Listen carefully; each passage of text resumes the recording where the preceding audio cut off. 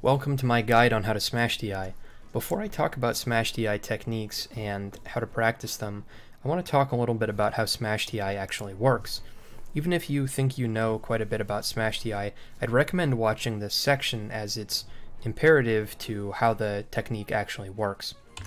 So here's an illustration of the GameCube controller's octagonal gate that I stole from Magus. Now if you pretend that my mouse cursor is the GameCube controller's control stick, whenever you move the stick from this purple dead zone into the orange area, you get one smash DI input. Now, if you then return the control stick to the purple area and back to the orange, you will get a second smash DI input.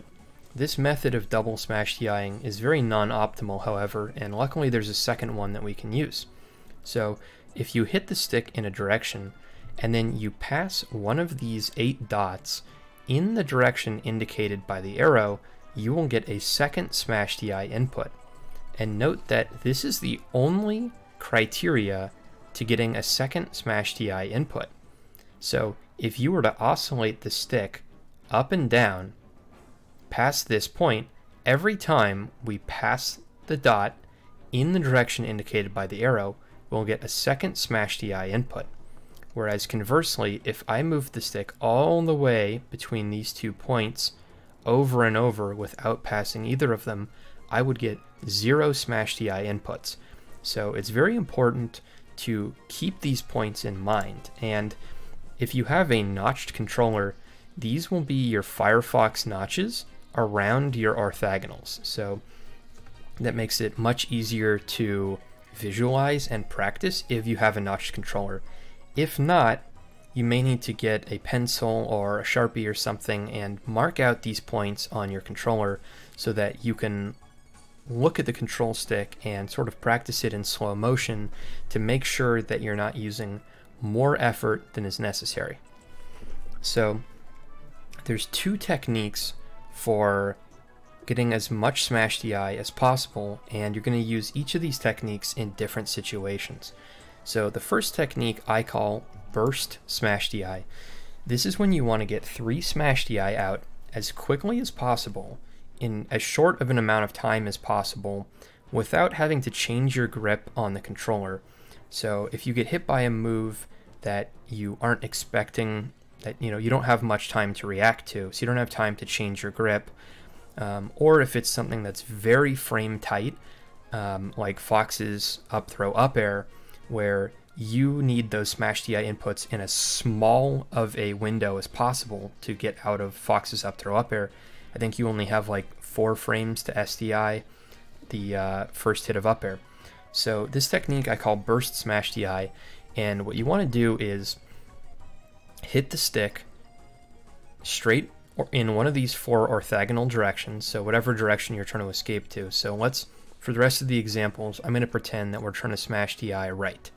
So let's say we get hit by the move. What we're going to do is hit the stick in this direction. And now if we hit it all the way in this direction and we actually physically hit the plastic, it's going to slow us down. So instead what we're going to do is hit the stick about 90 to 95% of the way there. And then we're going to swoosh, kind of Nike swoosh the stick down to get a second smash DI input, and then back up to get a third smash DI input. This is really hard to do. It takes a while to sort of visualize it in slow motion using your controller.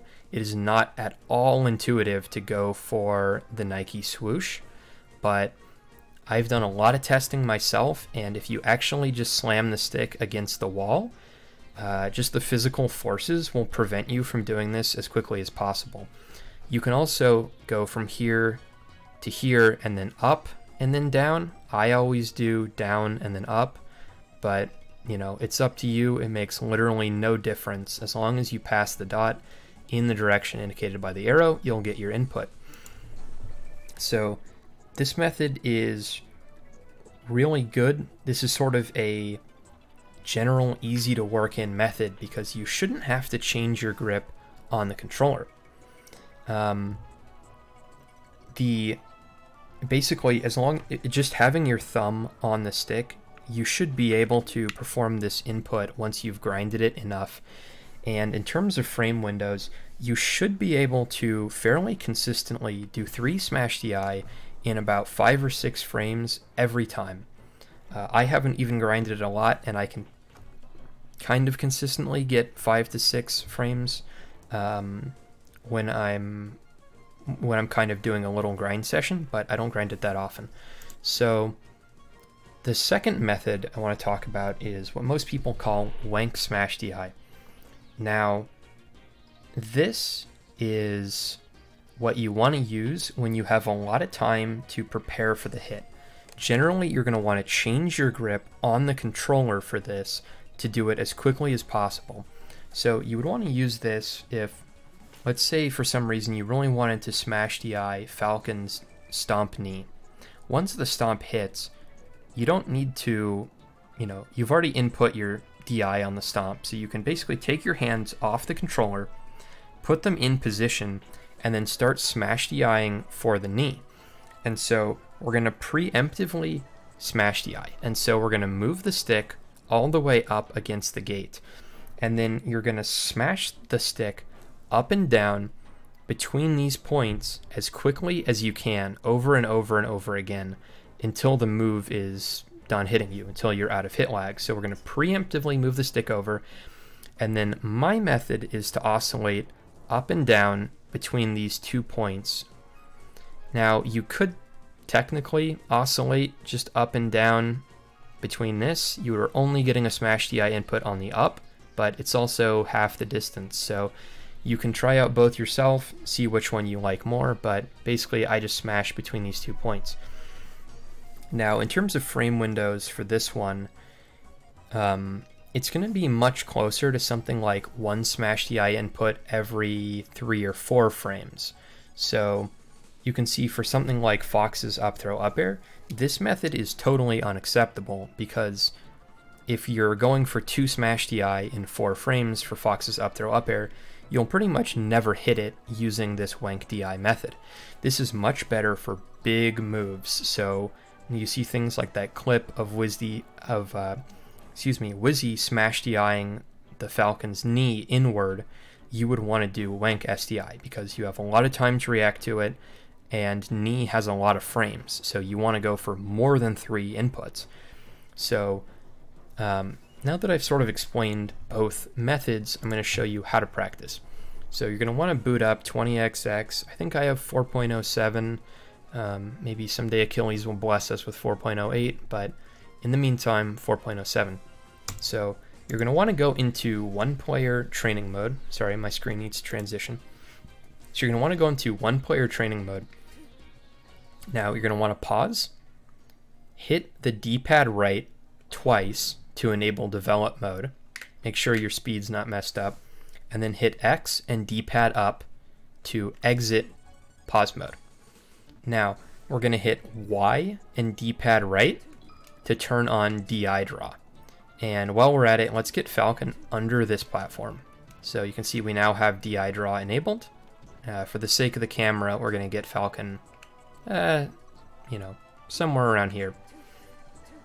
Now, we're going to hit X and D-pad up again to pause. We're going to spawn a motion sensor bomb. And by the way, if you're wondering why we don't just use the 20XX save states, unfortunately they don't work with items.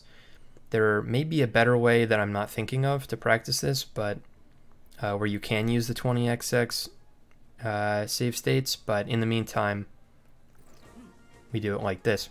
So you hit X plus D-pad up again to unpause, and we're going to throw the bomb about right here so that we can just walk off and hit it. Now, let's frame pause using start, and I'm going to show you how to set up hotkeys in Dolphin. Unfortunately, we need these to actually get our replays so that we can practice efficiently. So what we're going to do is we're going to go to Options, Hotkey Settings, Save and Load State. And then we're going to want to set a convenient hotkey for Save Slot 1 and Load State Slot 1. So I use the delete and next keys because that's just what I've always done for save states, but you can set them to anything you want. Now, we're going to go back into Melee.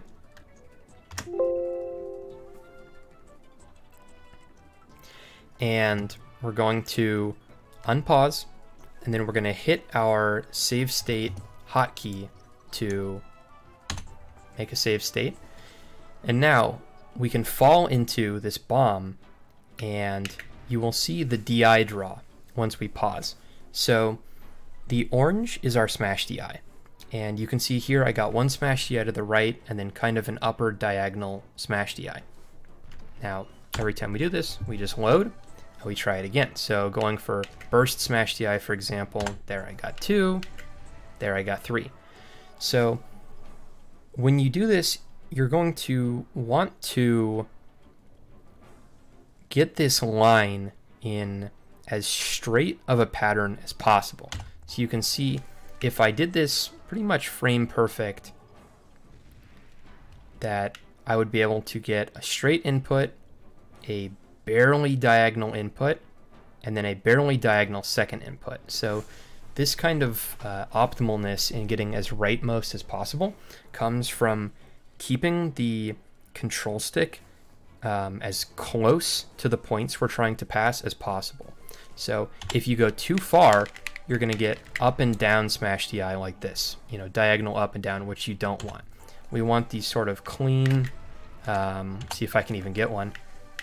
So we want these kind of clean ones like that. You know, that one's a little bit cleaner. This would also be a downside of if you did just Wank SDI around one of the points, because you would go more diagonally, so I don't recommend that. But yeah, so for burst SDI, you can just run off and keep reloading.